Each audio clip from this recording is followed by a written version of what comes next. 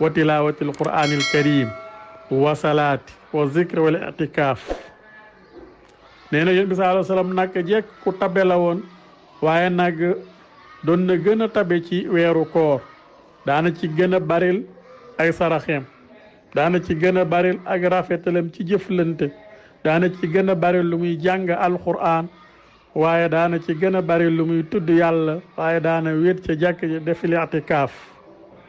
kon yooyu yëpp yonent bi sallallahu alayhi wa sallam daf ko doon yokk boo xamoon ne weeru koor dafa teru wax nañ ne moo doon gën a tabe ci li nga xamante ni moom mooy ngelaw luy riddi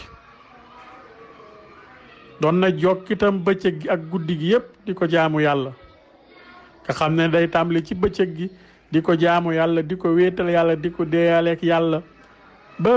bëccëg gi jeex mu jokk ci guddi ga lépp mu jeexal ko ci jaamu yàlla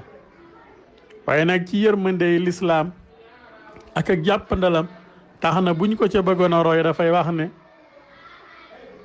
ana lastu kay atikum ini ubiitu inda rabbi yut'imuni wa yasqini dafay wax ne man day meluma comme yéen kon bu leen ma toppandoo ci loolu ndax man damay fanaan sama borom di ma leyal waaye di ma nàndal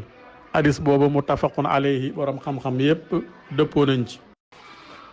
mbokk yi weeru koor bu ñëwoon yonent bi sallallahu alayhi wa sallam daf ko doon def muy mawsiman lil ibadat jamono joo xam ne jaamu yàlla rek la ko doon jagleel bépp xeetu jaamu yàlla rek yonent bi sallallahu alayhi wa sallam daf ko ci doon yokk gën koo baril nga xam ne weer wépp jaamu yàlla la koy jagleel daa deyaaleeg boroomam ci guddi ci ay nawaafil ak askar waaye daa toroxlul boroomam waaye daa ko ñaan ndimbal daa ko ñaan ak ubbee daa ko ñaan ci teggu ci aw yoon waaye daal jàng itam ci ay nawaafilam saar yu gudd waaye daa rukon itam rukon yu gudd waaye doon sujoot itam sujoot yu gudd nga xam ne daal weeru koor bu ñëwoon yonent bi sallallahu alayhi wa sallam taxawaay bi mu ciy taxaw dafay niroog taxawaay ki nga xamante ne nii dafa xiifoon lool te fuqle ba gis aw ñam woo xam ne ñam mu bëgg la ne kookee na muy def ca ñam woowee na mu cay xëre na mu cay gaawtoo yonent bi sallallahu alayhi wa sallam nee nu mel noonu la doon gaawtoo ci xeeti jaamu yàlla yépp boo xamante ne nii weeru koor dugg si na waaye nga gis ne bëccëg yi daf ko doon dundal di ñaan yàlla waaye daa laaye biire ñi nga xam ne ñooy xeet wi waaye daa leen teg ci aw yoon daa leen waar waaye daa leen itam teg te lépp loo xamante ne ni lu baax la waaye yonent boobu sallallahu alayhi wa sallam itam daawul dugg ci koor gi mukk lu ne da koo gis-gis bu wér wala itam mu gis koo xam ne gis na ko ku wér a wér koo xam ne nii doy na ko su ko defee mu door a dugg ci koor gi nee na waaye bu ci duggoon itam wa kaana yaxusu ala suhuuri daana soññ itam ci ñuy xëdd daana soññ ci ñuy xëdd muy wax ne tasaharu fa ina fi suhuuri baraka dee leen yeewu njël ngeen xëdd ndax xëddkat barke ngi ci li ana waxtu zuhuuri mubarakun is huwa fi sulusil axiri min a layli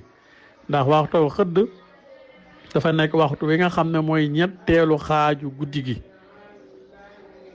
waxtu nuzulil ilahi waxtul istixfaar mooy waxtu wi nga xamante ni yàlla subhanahu wa taala